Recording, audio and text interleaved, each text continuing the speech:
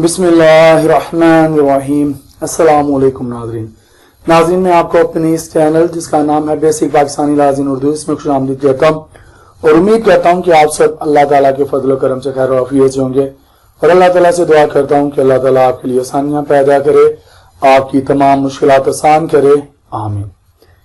नाज़रीन, इस वीडियो का हमारा मौजू है महंगाई क्यों हो रही है, डॉलर का रेट इतना ज्यादा क्यों हुआ, बैरूनी कर्जे क्यों नहीं उतर रहे।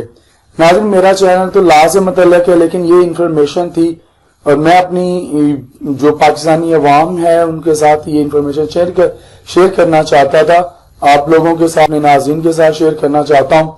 तो चलते हैं इसके मुतल्लिक मजीद जानने के लिए अगली स्लाइड पर। नाज़रीन, कल से डॉलर की कीमत 152 रुपये हो गई है। तो रात को पाकिस्तान और इंग्लैंड के दरमियान चौथा एक रोजा मैच खेला जा रहा था, तो मैंने क्रिक इन्फो पर जाकर अपडेट्स ली तो पाकिस्तान का स्कोर 152 हो गया था। तो वहां पर एक कमेंटेटर ने ये जुमला लिखा था, शेर नवाज गालिबन वो कमेंटेटर था, वो कहता है right now Pakistan score is same as today US dollar rate against rupee, $1 is equal to 150 ऊच।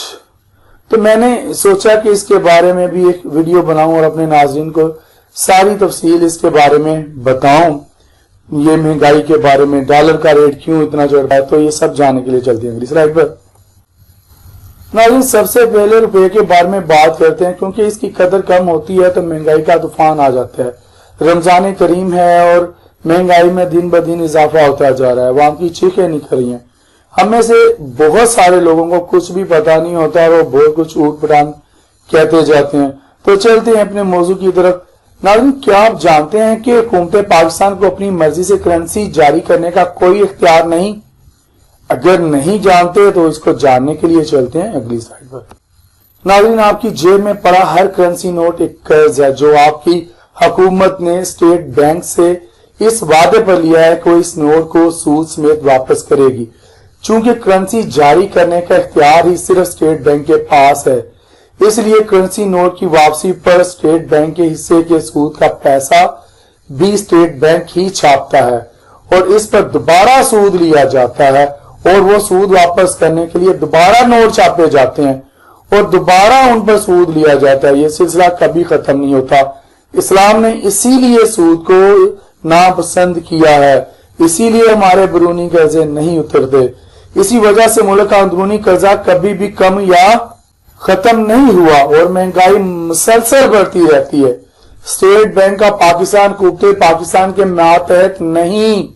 नाज़रीन, मैं आपको ये फिर से इस जुमले को दोहरा देता हूं, स्टेट बैंक का पाकिस्तान हुकूमत पाकिस्तान के मातहत नहीं, बल्कि ये एक आजाद इदारा है। हर करेंसी नोट इस बात की रसीद होता है कि स्टेट बैंक के पास इस नोट के मुतबादल सोना मौजूद है, जबकि असल में करेंसी नोट के मुकाबले में स्टेट बैंक के पास मौजूद सोने की शरह 20% से भी कम है। नाज़रीन, नोट करें, यही वजह है कि डॉलर का रेट दिन ब दिन बढ़ रहा है और बैरूनी कर्जे उतरने का नाम ही नहीं लेते और महंगाई बढ़ती जा रही है।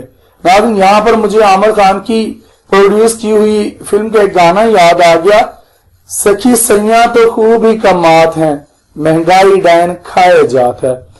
तो नाज़रीन, सूद का कारोबार है, तो इस सिलसिले में मैं एक वीडियो मजीद बनाऊंगा।